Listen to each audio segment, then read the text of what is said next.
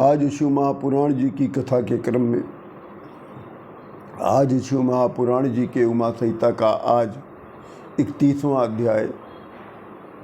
इस अध्याय का नाम है नारद जी को दक्ष का श्राप। शौनक जी कहते हैं कि हे सूत जी, देवताओं, दैत्यों, गंधर्वों, सर्पों, राक्षसों की सृष्टि की विस्तार पूर्वक वर्णन हमको सुनाइए। तब सूत जी कहते हैं कि हे शौनक जी, जब दक्ष प्रजापति अपनी पत्नी वीरण से उत्पन्न कन्याओं से प्रजाओं की वृद्धि न कर पाए, तब उन्होंने तपस्या द्वारा सृष्टि का आवाहन किया। फिर मैथुन धर्म से दक्ष ने अपनी पत्नी वीरणी द्वारा 5 सहस्त्र पुत्रों को उत्पन्न किया।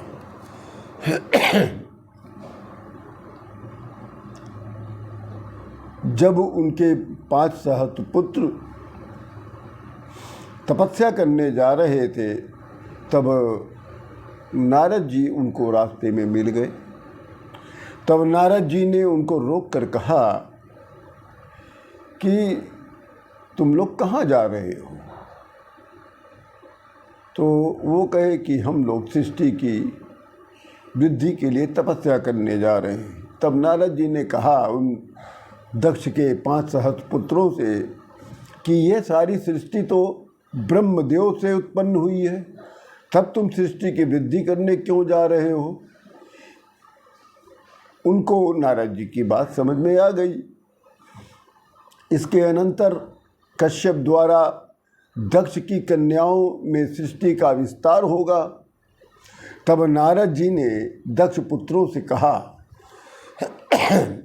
हे दक्ष पुत्रों, तुम लोग अभी निरे बालक हो। बालकों की बुद्धि तो होती नहीं।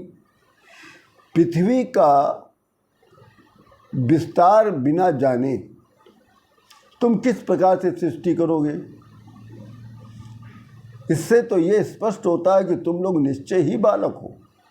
बालक अर्थात बुद्धिहीन हो। सर्वप्रथम तुम पहले पृथ्वी की दिशाओं का पता लगाओ, फिर सृष्टि के विषय में तुम चिंतन करना। नारद जी की बातें सुनकर दक्ष के 5 सहस्त्र पुत्रों ने सभी पृथ्वी का विस्तार जानने के लिए और पृथ्वी की दिशा का पता लगाने के लिए चले गए। और फिर वो लौट कर आए ही नहीं अपने पिता के पास।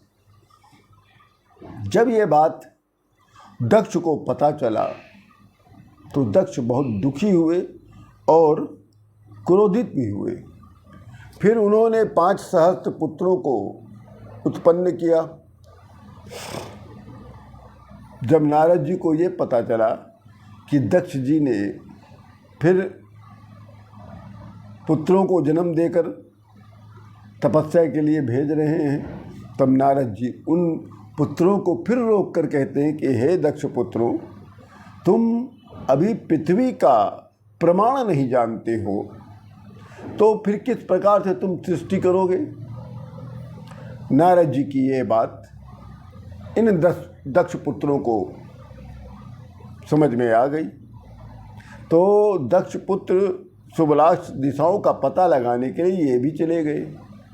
ये भी पृथ्वी का विस्तार जानने के लिए, पृथ्वी की दिशा का पता लगाने के लिए ये चले गए। ये भी वापस अपने बड़े भाइयों के तरह चले गए और वापस लौटकर पिता के पास नहीं आए। जब दक्ष को ये बात पुनः पता चला, तब दक्ष बहुत क्रोधित हो गए कि नारद जी के द्वारा मेरे सारे पुत्र नष्ट हो गए हैं, अब हम किस प्रकार से सृष्टि में वृद्धि का कार्य कर सकेंगे? तब उन्होंने नारद जी को बुलाया और नारद जी को श्राप दे दिया। दक्ष कहते हैं कि हे नारद, कुत्र चिन्ह लभ स्वेति संसित कलह प्रिया तो सनिध्यतो लोके भवेच कलह सदा। दक्ष कहते हैं कि हे कलह प्रिय नारद, तुम कहीं भी स्थिति को नहीं प्राप्त करोगे। तुम्हारे चरण जहाँ जहाँ पड़ेंगे वहाँ वहाँ कलह अवश्य ही होगा। तब से एक स्थान पर नारद जी नहीं रुक पाते। इसी नारद दक्ष के श्राप के कारण नारद जी मन के द्वारा भटका करते हैं। तब ब्रह्मा जी ने, जब ब्रह्मा जी को पता चला कि दक्ष बहुत ही दुखी भी है, क्रोधित भी है, तब ब्रह्मा जी अपने पुत्र दक्ष के पास गए, उनको शांत किया। तत्पश्चात दक्ष प्रजापति अपनी पत्नी वीरुणी से पुनः 60 कन्याओं को उत्पन्न किया और उन 60 कन्याओं में से 10 कन्याओं का विवाह धर्म से किया और 13 कन्याओं का विवाह कश्यप से किया और 27 कन्याओं का विवाह चंद्रमा से किया और 4 कन्याओं का विवाह अरिष्टनेमि से किया और 2 कन्याओं का विवाह ब्रह्मपुत्रों से किया और 2 कन्या का विवाह अंगिरा से और 2 कन्या का विवाह किशासत्सु से कर दिया। इसी कारण किया कि हमारे पिता ब्रह्मदेव की सृष्टि में वृद्धि होती रही। इसी के साथ ये अध्याय यहीं पर पूर्ण होता है। हम आप सभी लोगों को राम राम करते हैं।